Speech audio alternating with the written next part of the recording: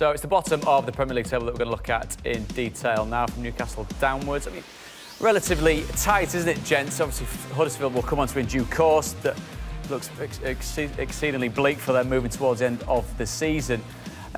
Newcastle, we'll start with, broke the transfer record in the winter break with Miguel Almiron coming in. Have they done enough to ensure the safety, do you feel? Well, you know, they obviously had a huge result against Manchester City, which, you know, could be a real pivotal moment in their season. And they seem to have found a little bit more rhythm. I think they've got a centre-forward in Rondon who's starting to perform, starting to relish the role of leading the line. He's very physical. Can he weigh in with some goals, which they've been massively struggling with, not just due to the centre-forward issue, but their style as well. You know, they've been quite defensive at times, but they've done well to hang in there on not a big budget. And at the moment, you'd have to say that they've steadied the ship a little bit. I think, because he's been in this situation before. I think if we look back last year, I think Newcastle were in the same predicament, and look where they finished. I mean, the one thing with Benitez is that his work is very structural. So the players will know, and we've all seen that, especially in the games, they know every position that they need to be in, especially in the defensive side of it. But like you said, Matthew, it's Rondon for me. Like I said, you need someone powerful up there, someone that works hard, someone that can hold the ball up, bring the midfielders into play to give that little bit of a respite, especially for the back four, to push them up into the line and get goals. If they lose Rondon through injury or something like that, they could get drawn down into it. But if he can stay fit, I think like Benitez is too clever and too well equipped to be able to be sucked into it. Are you surprised that a manager that's much lauded as Rafa Benitez is at a club such as this? And I mean that with the greatest respect to Newcastle United, but a club that does have a tendency to bounce up and down. No, look, I think they're going through a.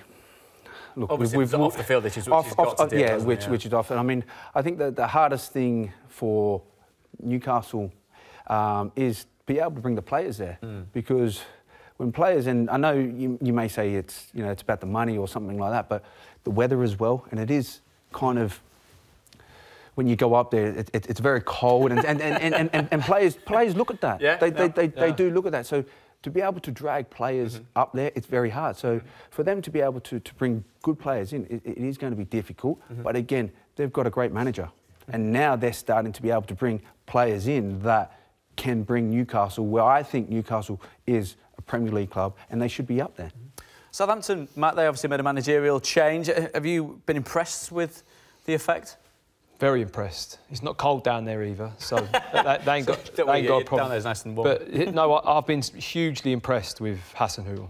I think he's been a breath of fresh air to that club, and he's brought in. A lot of people were talking about his decisions early on about, you know, taking out some of the senior players in a relegation battle. They're the ones that you need to rely on. Well, he's kind of gone in the opposite direction and moved players on that he doesn't feel fit into his style or into his mentality of playing. And he had a great transfer window in that sense, in removing players from the squad that he didn't want there, and he's given some young players an opportunity, and he's had a great response. And I look at Southampton now and I see the way they work. They press the ball.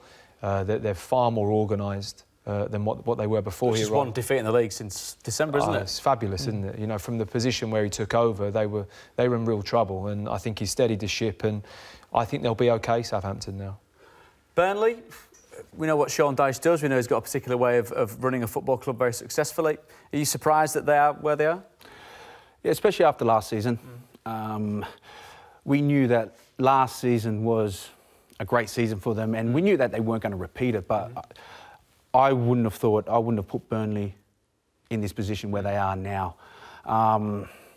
But in saying that, I think they've brought in a striker who obviously knows the league very well, that can... Is he the man to help them survive, Crouch? You know what? I think he will, because whether he can play the full 90 minutes or whether he can come on for 20 minutes here or there, I think he's got that presence.